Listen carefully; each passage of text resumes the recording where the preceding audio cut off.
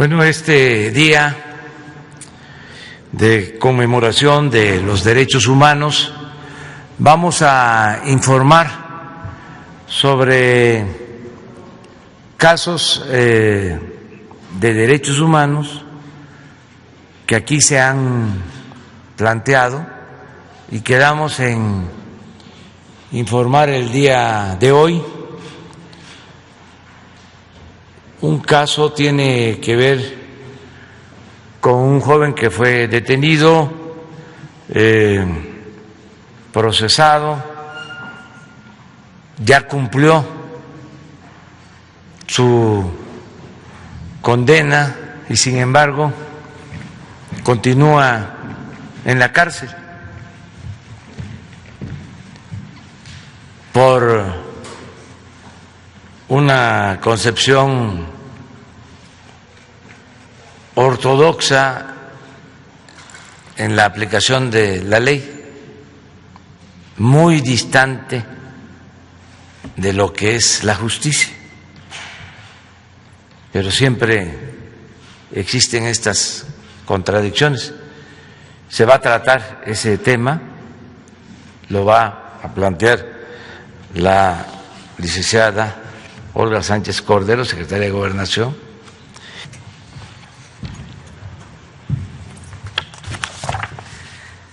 Con su venia, señor presidente, muy buenos días a todas y a todos. La independencia judicial en México y la protección de los derechos de todos son asuntos en los que, como ustedes saben, he ocupado mi vida personal y profesional. Por ello tengo en muy alta estima ambos valores y nunca voy a dejar de lado, me encuentre en donde me encuentre. Por eso fui juzgadora por más de 2 décadas y me precio de haber conservado una independencia a prueba de todo. Me precio igualmente de haber contribuido con algunos criterios al debate de muchos temas jurídicos, particularmente el debate de los derechos con una visión garantista. Por eso sé lo valioso que resulta preservarlo. Digo lo anterior y me disculpo en lo que cabe por el uso de la primera persona, pero también he defendido la indispensable necesidad, y por eso estamos aquí el día de hoy, la imperiosa necesidad de discutir con profundidad los temas que los jueces resuelven de manera razonada y con argumentos.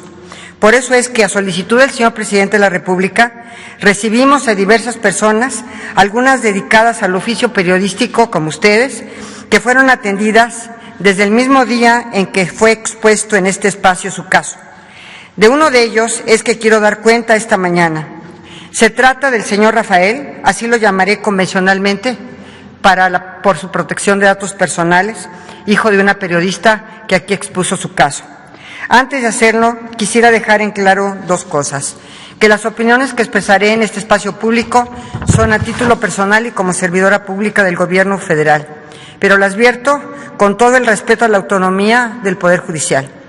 Que esta intervención busca solo fomentar un debate necesario en toda democracia participativa y deliberativa respecto de aspectos relevantes de la vida pública, como son los procesos judiciales y la participación de abogados y jueces en ellos. Dicho lo anterior, trataré de ser breve en exponer algunos pormenores del asunto que se pueden extraer de la información a la que hemos tenido acceso. En 2008, Rafael fue detenido en Valle de Bravo, donde se le aseguraron armas de uso exclusivo del Ejército, Armada y Fuerza Aérea, así como droga. Tras esa detención, fue acusado por los delitos de delincuencia organizada y portación de arma de fuego de uso exclusivo del Ejército, Armada y Fuerza Aérea. En 2013 se le dictó sentencia, imponiéndole un total de 17 años de prisión y el pago de 350 días de multa, misma que, revisada con posterioridad, quedó reducida a 16 años. Posteriormente promovió un incidente conocido como incidente de simultaneidad de penas, por virtud del cual el órgano jurisdiccional que conoció del asunto determinó descontar el tiempo de prisión preventiva que había compurcado hasta entonces por ambos delitos. Dicha resolución fue impugnada por la Fiscalía, pero fue confirmada por un tribunal unitario, y con ello la pena de prisión quedó determinada en 10 años computables a partir de la fecha de su detención.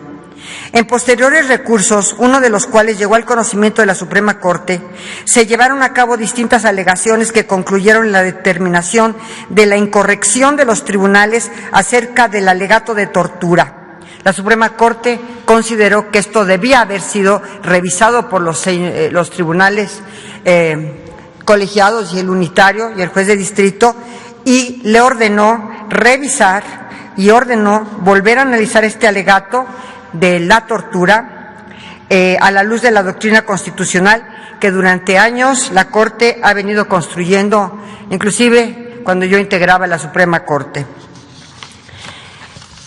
Esto tuvo como consecuencia la reposición del procedimiento con un efecto en la libertad del sentenciado, quien, de no haber mediado esta resolución, por supuesto ya en este momento podría haber alcanzado su libertad. Hace poco, su defensa promovió una petición urgente de libertad, misma que fue negada, aduciendo que no existía sentencia firme que estableciera el quantum de la pena y que por esta razón no se podía acordar favorablemente esta petición. Aquí me detengo, un minuto, para señalar un par de cuestiones que en derecho son siempre debatibles. Dos posturas divergentes que subrayan la necesidad de este debate que hoy propongo. La posición de una visión formalista del derecho contra una visión garantista que ponga por delante de los formalismos, pero siempre dentro de las mismas reglas del derecho, argumentos más dúctiles que favorezcan los derechos de las personas. Esta postura, recogida de algún modo en el artículo 1 constitucional, otorga la posibilidad al derecho de practicar la justicia y no los meros formalismos. ¿A qué voy? A que en el caso concreto, la consideración, desde luego, ajustada a derecho desde un cierto ángulo interpretativo, de que la pena, por virtud de la interlocutoria que resolvió el incidente de simultaneidad, quedó reducida a 10 años aproximadamente, es el criterio que debería haber privado, pues incide directamente sobre la libertad del sentenciado, y no aquel el que considera como inexistente la sentencia que lo determinó por haber sido dejada sin efecto en virtud de la revisión constitucional. En esa virtud, y bajo un orden de ideas, una visión muy estricta, la sentencia quedó sin efectos y con ello la determinación de cuántos años debía pasar en prisión. Pero desde otra visión, menos formalista, se lograría que con la reposición del procedimiento no le impusieran una pena mayor a la que ya había obtenido y que había compurgado conforme al incidente de simultaneidad de penas. Una cuestión jurídica debatible, ciertamente, pero fáctica. Indubitable es que ya ha pasado más tiempo en prisión del que había determinado una sentencia interlocutoria. Es decir, esta persona prácticamente, o no prácticamente, ya había compurgado toda la pena de la sentencia interlocutoria y hoy, por la reposición del procedimiento y por la decisión de los jueces de que ya no existía esa sentencia, sigue en prisión y privado de su libertad. Esto porque el Tribunal de Alzada precisó en la inteligencia de que, de reiterarse la sentencia de condena, atento al principio de non reformatio imperius, no reformar para peor, no podrá agravarse al sentenciado su condición. Es decir, que de dictarse otra sentencia condenatoria, esta no debería imponerle más pena de la que ya fue impuesta. Soy consciente de que en derecho las cuestiones interpretativas son difíciles de dirimir de manera definitiva, pero también estoy convencida de que es posible buscar alternativas dentro del derecho que favorezcan situaciones justas, que tutelen con mayor eficacia los derechos. Creo que la Suprema Corte, con estos criterios en los que yo participé, resolvió adecuadamente en el sentido de que esta persona, que se investigara la tortura, porque esta persona alega, incluso ya se le habían practicado los protocolos de Estambul, alega haber sido torturada. Así que para cumplir con la instrucción presidencial se dio atención al caso que hoy comento en la Secretaría de Gobernación por distintas áreas de la Subsecretaría de Derechos Humanos, aquí presente el señor subsecretario Alejandro Encinas, llegando a la conclusión de que se trata de asuntos que se encuentran en conocimiento de órganos jurisdiccionales y con el respeto que he antepuesto y que siempre voy a defender a la autonomía y a la independencia de los jueces, simplemente he puesto en el contexto de ustedes.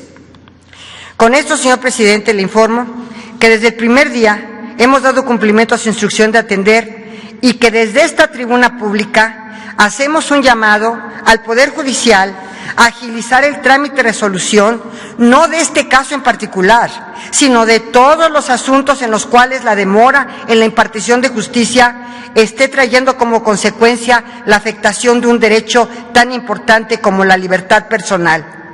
Sirve esta interpretación para hacer también un llamado a dejar muy claro que el papel de los abogados es muy importante, sobre todo en los procesos penales, y que debe ser mejorado en muchos sentidos, principalmente en el aspecto de la calidad de las estrategias y argumentos que se vierten ante los jueces. Debemos estar muy pendientes de todas las voces que claman justicia en el pueblo de México. Este ejercicio propositivo solo tiene por objeto generar un debate democrático sobre cuestiones esenciales para cualquier democracia, como son los debates sobre las sentencias de los juzgadores.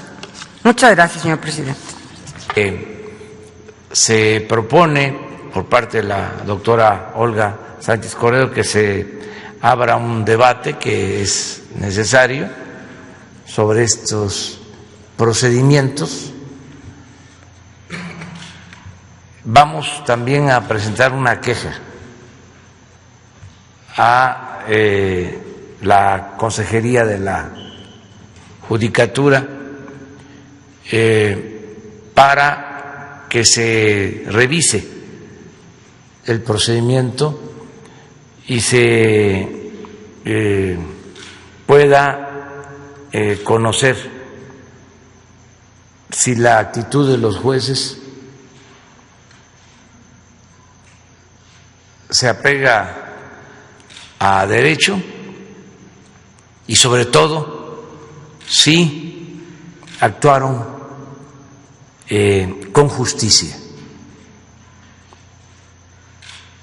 porque si se entiende de manera sencilla, si se explica de manera sencilla el caso, es un joven que es detenido,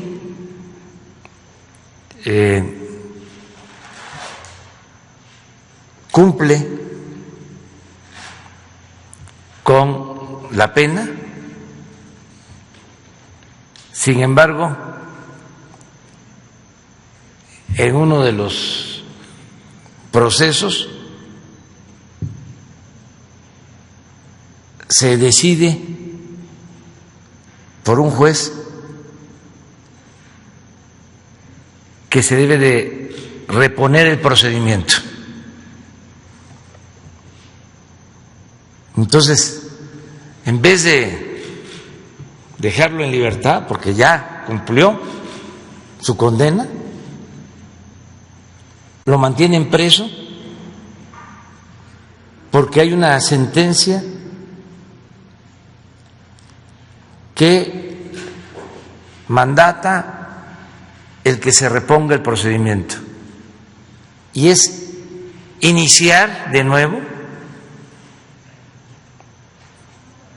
toda la investigación con toda la demora que caracteriza por lo general al Poder Judicial, y en los hechos se tiene en la cárcel a quien debería de estar en libertad. Sí, se pone por delante la justicia. Ahora, si se pone por delante el derecho, pues entonces se puede decir, hay que esperar a que se reponga el procedimiento.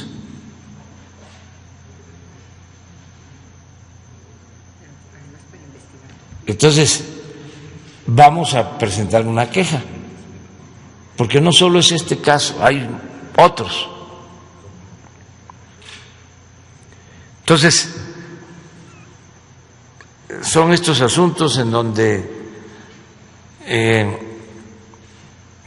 no se concilia derecho con justicia.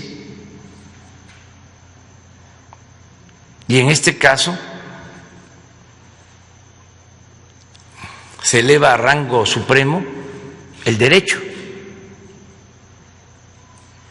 Si es así, pues no debería llamarse Suprema Corte de Justicia de la Nación, sino Suprema Corte del Derecho.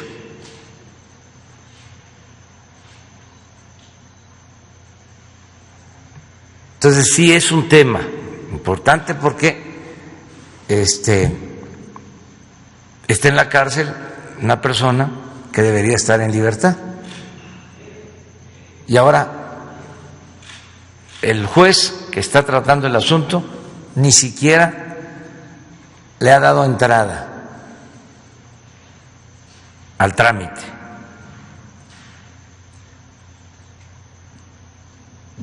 Y vienen las vacaciones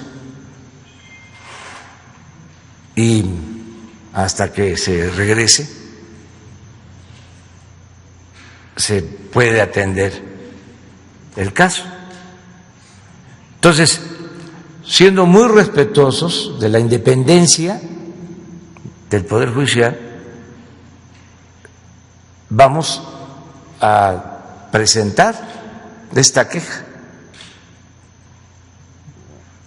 para que el órgano encargado de fiscalizar la actuación de jueces y de magistrados y de ministros, que es el Consejo de la Judicatura, haga lo que corresponda. Y ojalá y puedan, revisando el marco legal, jurisprudencias, tesis, resolver pronto sobre la libertad de esta persona. Podrían hacerlo, o que nos recomienden si nosotros, como integrantes del Poder Ejecutivo,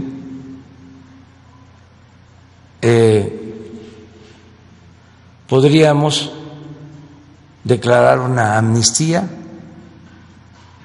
en este caso. Entonces va el debate y va la queja, y ojalá y los consejeros de la Judicatura resuelvan pronto. Afortunadamente hay un proceso de renovación, de cambios en el Poder Judicial muy importante, empezando por los integrantes del Consejo. Tienen una dimensión social, son gentes muy sensibles, muy humanas. Lo mismo jueces y magistrados, no podemos generalizar, que todos actúen de la misma manera. Y en los ministros hay también mujeres, hombres sensibles. El presidente de la Suprema Corte es un hombre íntegro, buen abogado y también un hombre con dimensión social, humanista. Entonces vamos a esperar el resultado sobre este planteamiento.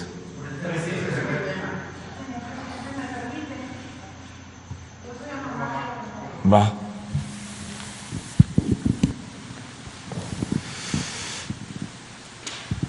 Muchas gracias. Estuve aquí hace 15 días con usted exponiéndole mi caso y con todo respeto quiero comentarles que sé exactamente cuál es la situación jurídica de mi hijo, porque la he vivido y la he sufrido 13 años. Una precisión para la señora secretaria es que sí lo detuvieron y lo acusaron de delincuencia organizada, de armas, y usted dijo que por traer droga, y no fue así, no había droga, ¿sí? Bueno, yo no sé mucho de leyes, pues lo que yo tengo claro es que mi hijo Rafael tiene 13 años encarcelado siendo inocente. Que como dijo usted, señora secretaria, se repuso el procedimiento para que se investigara la tortura que él denunció y que después de 4 protocolos de Estambul que le han practicado, se concluyó que sí fue torturado. Y también sé que luego de analizar el caso, el Comité de Derechos Humanos de la Organización de las Naciones Unidas solicitó al gobierno mexicano la liberación de mi hijo y la reposición del daño. También sé que desde hace 3 años él ya pagó su condena y que aún así lo mantienen retenido, ¿sí? Dice usted que por cuestiones legales, que son procedimientos legales del Poder Judicial, etcétera, ok. Precisamente por eso hace 15 días yo le dije a usted, señor presidente, que quizás esto podía ser, que usted me dijera, no, es que esto tiene que ver con el Poder Judicial y que no les correspondía al Ejecutivo, y en parte está bien, pero también me dijo que sí hay una responsabilidad de que haya un Estado de Derecho, respetando, claro, la autonomía de los otros poderes, ¿no? Yo creo que se requiere más que conocimientos jurídicos para hacer justicia. Yo creo que, como usted, yo me quedo en este momento, usted dice, se abre el debate, está bien, se abre el debate, el tema, y mientras, yo voy a seguir esperando a que mi hijo salga.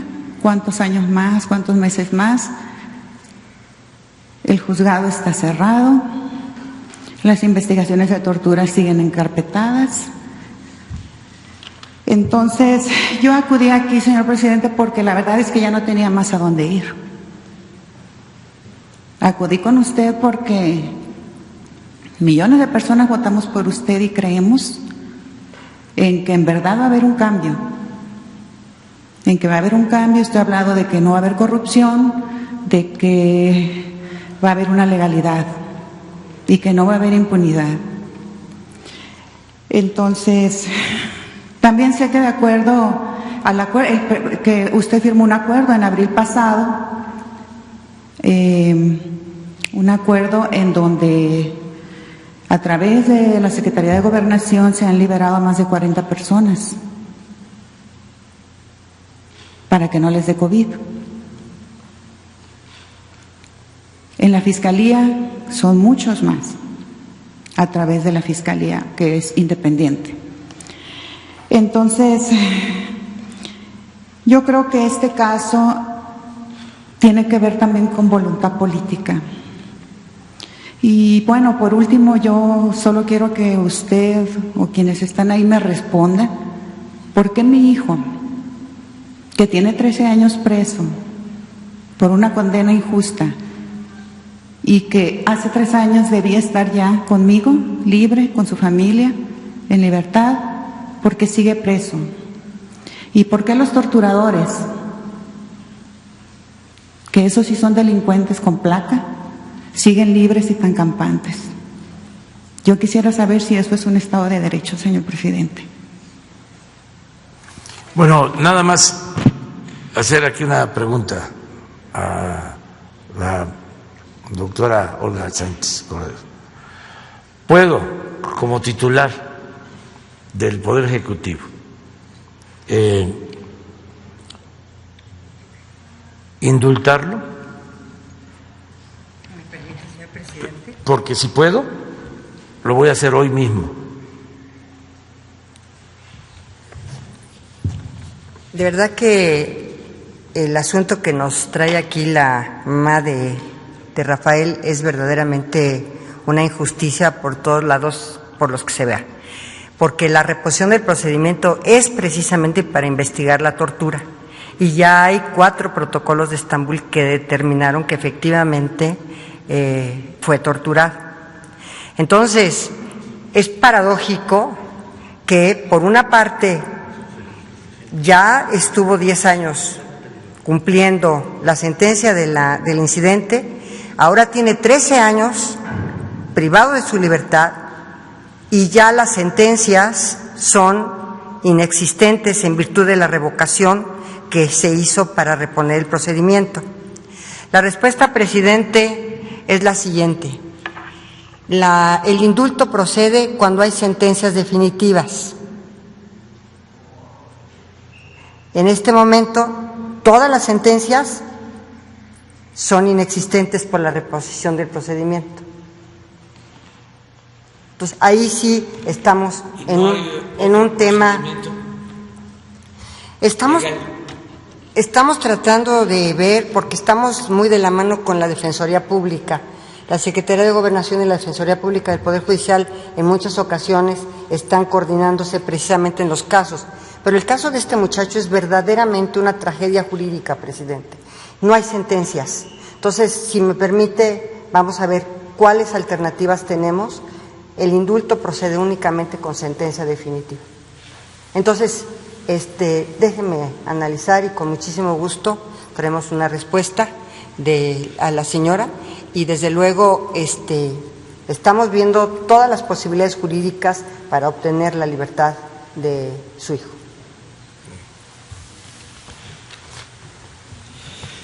¿Te parece que el lunes tenemos una respuesta aquí? Presidente, ¿me permite? Yo creo que con el tema de tortura, presidente, un juez sensible le otorgaría la libertad de inmediato, con los protocolos de Estambul. Se lo otorgaría de inmediato. Voy a hablar con el presidente de la Corte el día de hoy y el lunes te damos una respuesta. Adelante. Buenos días, señor presidente. Buenos días, señora secretaria, secretario. Yo quisiera preguntarle, a ver, cualquiera de los dos. Ya transitamos de un sistema de justicia penal inquisitorio, mixto inquisitorio, al de justicia penal adversarial. Y en este sistema se plantea, no sé, es lo que le quiero preguntar, usted que es experta, la reparación del daño. Obvio, no hay dinero que subsane este tipo de cuestiones, que es la privación de la libertad. Pero para que quede como precedente, ¿qué hace falta o cuánto falta para que se repare el daño en estos casos? ¿En dónde está ahorita el proceso de justicia penal adversarial y a quién le correspondería sancionar, como dice el señor presidente, y reparar el daño?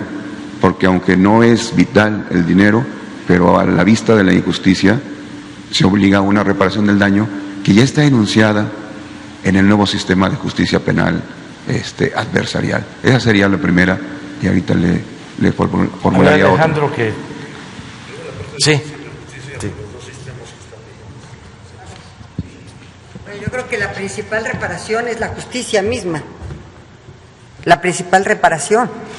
Y por supuesto, en un momento determinado, la calidad de víctima por un proceso penal verdaderamente adverso y violación violentado o que violente los derechos humanos de la forma en que se ha violentado, podría tener esta calidad de víctima y podría ser obviamente además una persona que pudiera tener derecho a la reparación y a la indemnización inclusive. Pero lo que sí es cierto es que yo creo que la principal reparación es precisamente que se le brinde justicia a una persona, y esa pues todavía no podemos cantar victoria en esa relación. Pero si quieres también, Alejandro, que estábamos comentando. No, yo sí quiero dar también mi opinión personal respecto a este asunto. Yo creo que la jueza que está bajo la responsabilidad de este proceso puede incurrir o está incurriendo en responsabilidad toda vez que, habiéndose acreditado la comisión de tortura contra este joven, debe obtener de inmediato la libertad. Esto lo hemos enfrentado en muchos casos donde incluso delincuentes, por haber sido torturados, han sido liberados, absueltos plenamente. Aquí hemos discutido el caso de algunos de estos liberados en el caso de Yotzinapa. Y sí creo que se puede exigir al Consejo de la Judicatura la revisión del desempeño de la juez, una juez en Toluca, en el Estado de México, porque teniendo conocimiento de que se han aplicado 4 protocolos de Estambul que han dado positivo respecto a la comisión de tortura, de inmediato debió haber tomado una resolución. ¿Quién repara el daño? Por supuesto, en primer término corresponde a la autoridad que cometió este agravio, ya sea del fuero común o del fuero federal. En este caso, tratándose de tortura y haber habido abusos en el incumplimiento de la autoridad y de tratarse de delitos de carácter federal, corresponde a la autoridad federal a través de reconocimiento de su calidad de víctima en la Comisión Ejecutiva de Atención a Víctimas.